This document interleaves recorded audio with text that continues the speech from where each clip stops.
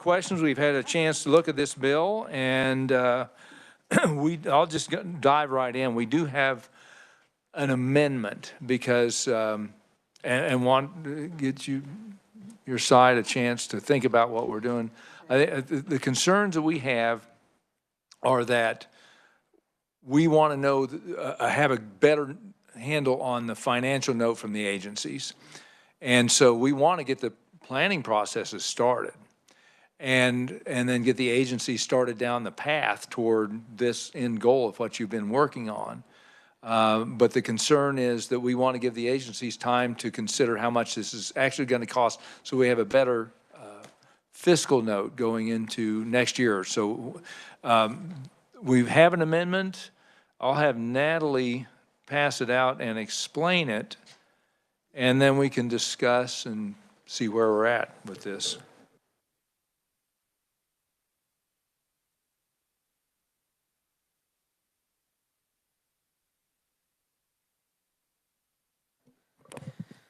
Okay, thank you, Mr. Chairman. So this amendment, like Chairman Thompson mentioned, keeps the planning phase. So it retains section 1.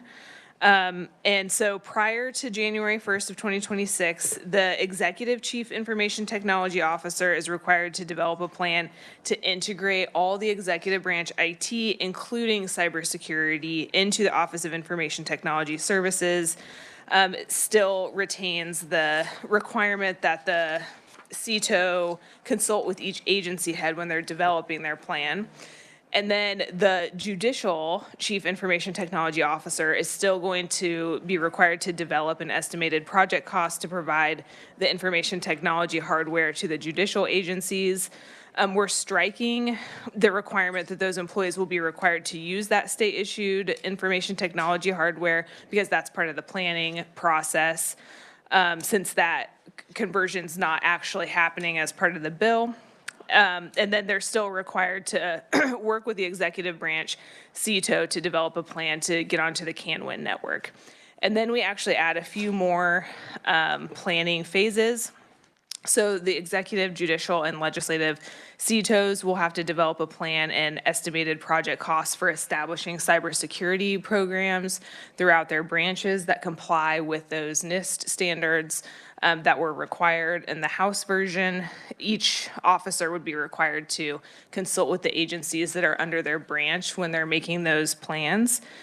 And then the electeds, so in the Bureau, so the AG, the Bureau of Investigation, the Secretary of State, State Treasurer, and Insurance Commissioner, instead of requiring them to appoint CISOs and come into compliance with NIST right now, they would also be required to develop that plan and come to you all and report that plan.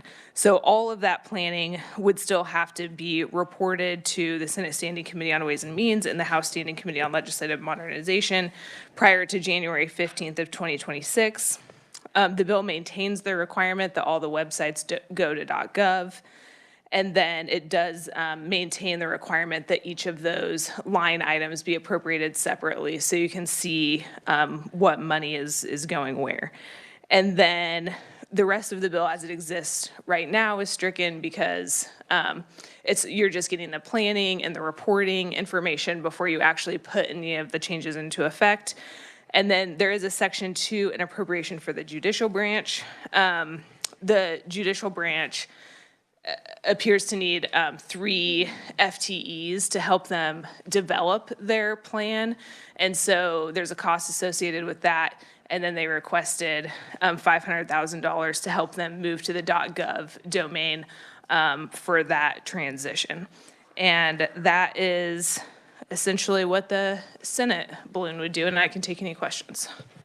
Any questions, any thoughts? I'm sure this is something that's, obviously, like I said, we like the plan. We like the overall plan. We just want to maybe, yes, give the agencies more time to develop a cost, and I'll let you ask questions and fire away. I think we need to step aside and visit about this. I will say it's quite a gut and go. So we'll see in little bit. How about that? How Can I just long, go a how step long do out? you want, how long do you think you need? 10 minutes, 15 minutes? Not even that long. 10 minutes or so? Thank you. Okay. Thank you. We're in recess until the House returns.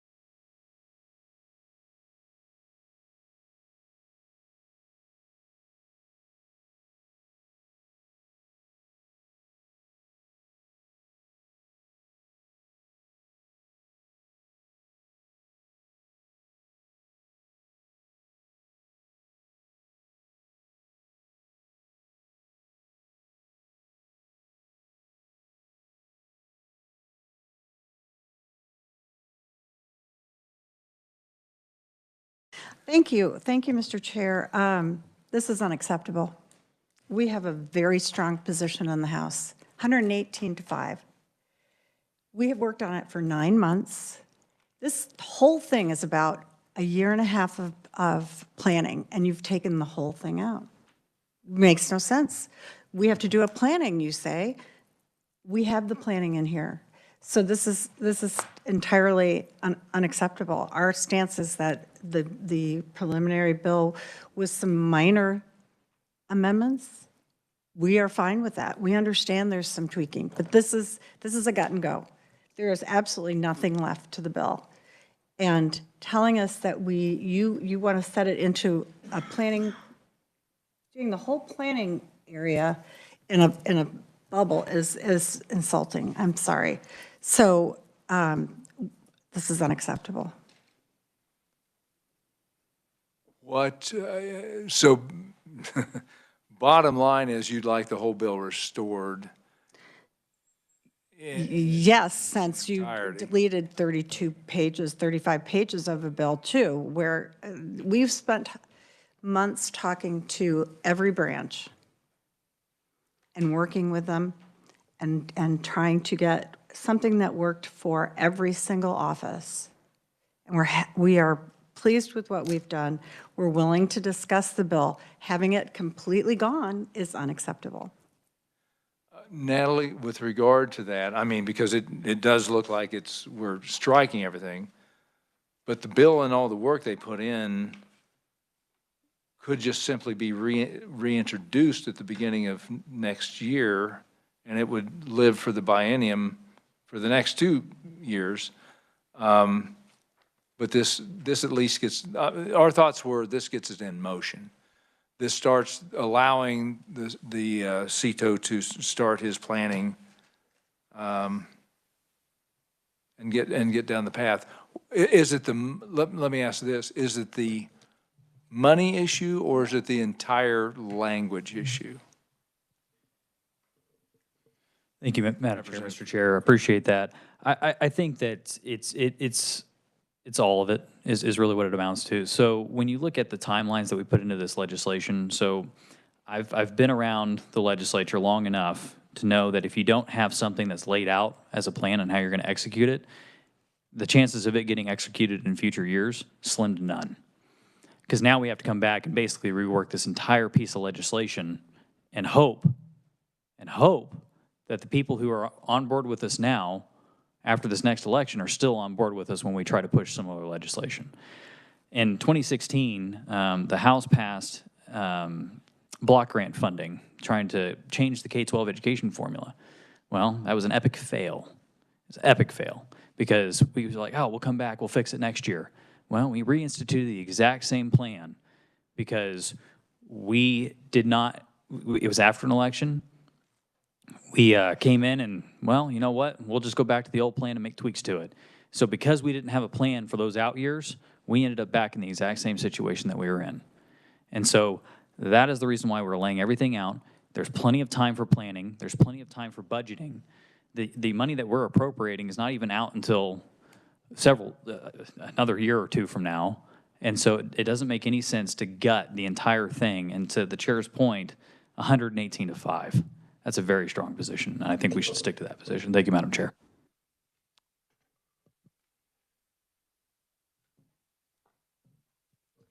I would concur with all of that. Democratic position on this was very strong in support.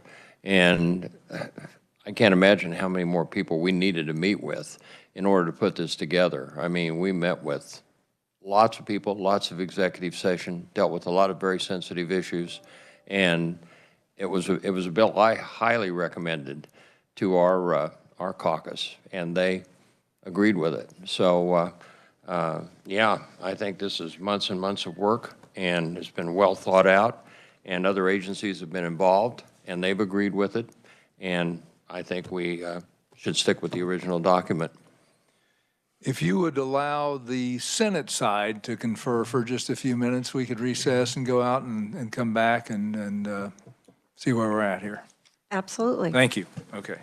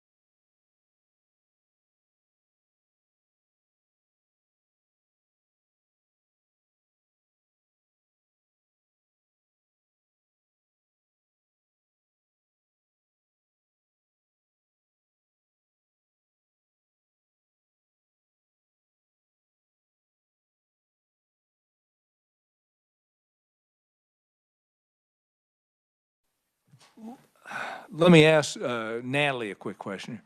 Natalie, how do we preserve what the work that they've done with the language? Maybe not striking language, preserve it, but not allow it to kick in until we've had time for the agencies to weigh in, which would probably be early next year. Because obviously we don't want to destroy all the work you've done. But also we want to be able to get a better financial grasp of what we're talking about, from the agencies. And to be honest, we did not have a hearing on the Senate side. So we're being thrown right into the deep end, trying to understand what all is in this bill. And that's why our initial offer here was to, let's start the planning process, give us a chance on our side to understand because you guys have done the work. And I've done big bills like this where I've done all the work and I'm trying to explain it to somebody else and they're going, whoa, wait a minute, where are we going with that? And so, that's kind of our reaction to this, that we're not trying to discount the work, but we want to just slow it down enough so we have a chance to consider the situation, and considering it's late in the session and we're not going to have a chance to get our arms around it, how do we deal with that? And my first question is to Natalie, is there a way to do that within this language that delays the onset of some of this, starts the planning process, but delays the onset of some of the other parts? And you've looked at it far more than I have. So any suggestions you have there? Thank you, Mr. Chairman. So there are a few things to note. The House version of Section 1 moves all the cybersecurity staff starting in 2027. So that is already a little bit delayed. And so the implementation of, the appropriation is being made, and that money and resources is being taken away from each of the executive branch agencies and moved to the CETO and the CISO to be able to take on those responsibilities. But that shift is already a little bit delayed in the House version of the bill. The changes requiring the new CISOs to be appointed in the branches for the electeds to do the CISOs, the ITech changes that require them to develop a plan and changes the makeup of ITech, that all happens on statute book. So you could delay those sections. So you could delay out requiring the branches to appoint their CISO until you get the plan in place. There's kind of two ways to do it. You could pass the law now with delayed effective dates, and then make changes to it once you get the information from the planning, or you could just pass the plan and then keep this, it's not like it disappears once it's, we obviously have it on file to be reintroduced or something at a later session, like you mentioned. So those would be kind of the ways to delay it. The requirement that each of the branches come into compliance with NIST is already delayed until 2028 and then 2030 for those scores. And so if you delayed the effective date of those sections, because the duties for the CETO and the CISO are immediate. Those go into effect on statute book. So you could consider delaying, still making it law, but delaying the effective date of those sections. Otherwise, I think you would just do the plan and then, hold on to this to reintroduce it like you had mentioned in the next session. Carpenter?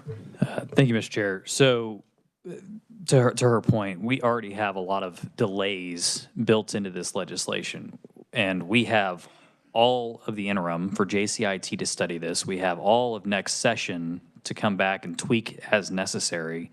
And the ITech and other things that we're implementing are to study these issues and work towards its implementation in the out years. Now, to your point, though, I would be amenable to an amendment or something that's that complements this and says, we would like to see what agencies would recommend for how much they believe that this will cost, and they can provide that to us in 2026 when we're getting all the other reports. I mean, that I think would be reasonable, because then it's with everything else that we're going to be receiving before we even try to start funding and implementing everything else. And then give the Senate time to actually have some hearings and Years. I mean, we're years out right now, weigh in. I mean, that's our concern, because we didn't have time. and you will have time. I mean, it's years from implementation right now with how this thing is built out. Thanks. Senator, but yeah. It's been a long I day. understand, Mr. Chair. Natalie, is there a way, if we wanted to, is there a way to force this bill to be, the policy piece to be introduced as a directive? All the stuff that we, like the auditing pieces, the felony pieces, the changes, the directives, is there a way to force those things to be introduced next year as a potential bill inside of the language so that it would be an intent? Sure. Mr. Chairman, Senator Pittman, there's not really a way to require that a bill be introduced. You could, of course, put something in here that, JCIT needs to review this legislation or something like that. You could request the Legislative Coordinating Council to put together an interim group, but there's not really a way to require that a bill be introduced in a next. Well, I'm sorry, could we just take a quick recess? There's final action. We need to go up on the floor and vote, and then we'll come right back. There's like four bills, though, 5 bills, so it's going to take us some time. Probably Okay. 30 minutes, do you think? Yeah, but you guys. You've, Or at 5:30. we have 5:32. I'll tell you what, why don't we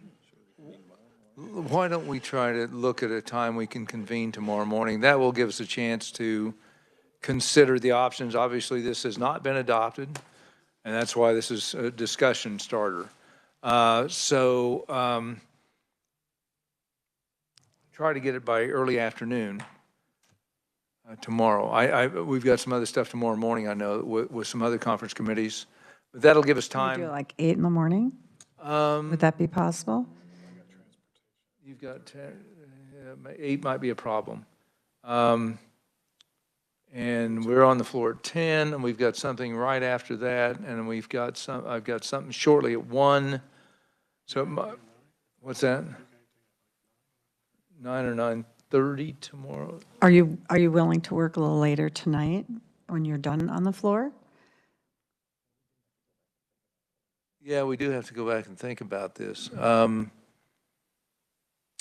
Let me touch base with you a little bit later, so I can let me get my arms around the schedule. And Right. so we'll adjourn for now, and then, but maybe, I don't know, what, your transportation's in the morning at 8:30, and we're on the floor at 10. This is probably going to be not, transportation 8:30 to 9, maybe 9:15 or something. 9:15 gives us 45 minutes. We can do that. What's your schedule? That way, if we have anything else we need to do, we have more. Let's Flexibility. Let's do 9:15 tomorrow. All right, thank you. And I think we have this room scheduled for all day, so it'll be back in this room. All right, that's Thank great. you. Thank you. All righty, thanks, everyone.